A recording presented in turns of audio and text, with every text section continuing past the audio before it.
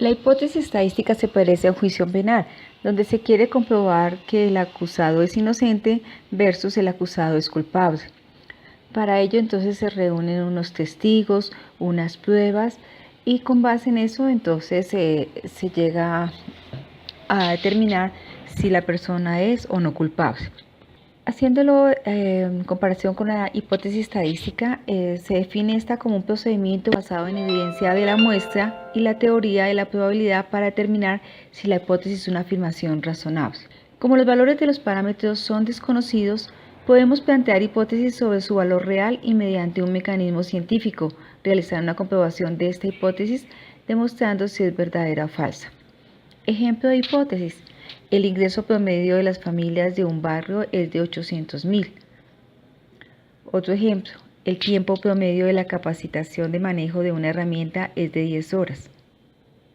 Como no se conocen los valores ni los parámetros mediante una muestra, se calcula el estadístico correspondiente. Si el valor de la muestra es suficientemente cercano al valor hipotético, en la población decimos que la hipótesis es cierta. De lo contrario, si el valor de la muestra es suficientemente lejano al valor supuesto en la población, decimos que la hipótesis es falsa. Ejemplo de una hipótesis simple. La proporción de trabajadores de una empresa que sufren de estrés es de 35%.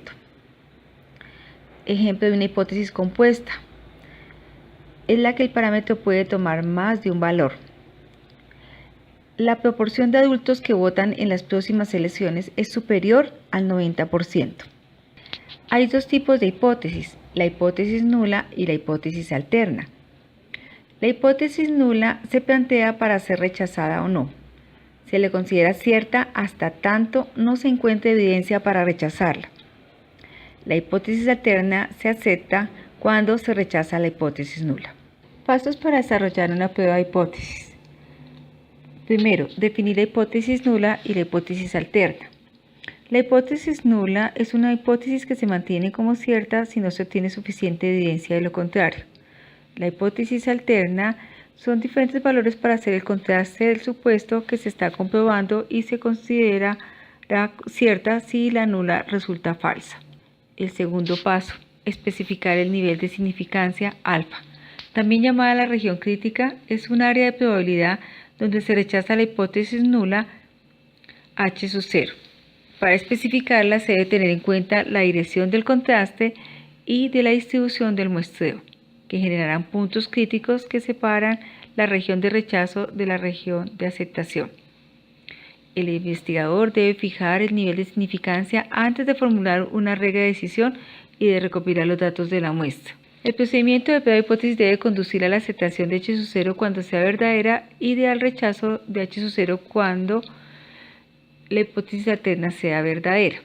Pero no siempre son posibles las conclusiones correctas. Como las pruebas de hipótesis se basan en información de muestra, debemos considerar la posibilidad de errores. Estos errores se conocen como error de tipo 1 y error de tipo 2. El de tipo 1 es rechazar la hipótesis nula cuando es verdadera. Y error de tipo 2, aceptar la hipótesis nula cuando es falsa. El tercer paso es establecer el estadístico de prueba. Se debe especificar la estadística de prueba que va a emplearse, es decir, establecer la distribución a utilizar, ya sea la distribución T, Z o F según el caso. Cuarto paso, determinar el valor crítico o regla de rechazo.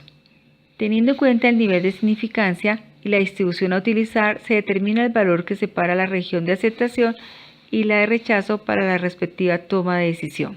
Quinto paso, reunir los datos de la muestra y calcular el valor del estadístico de prueba.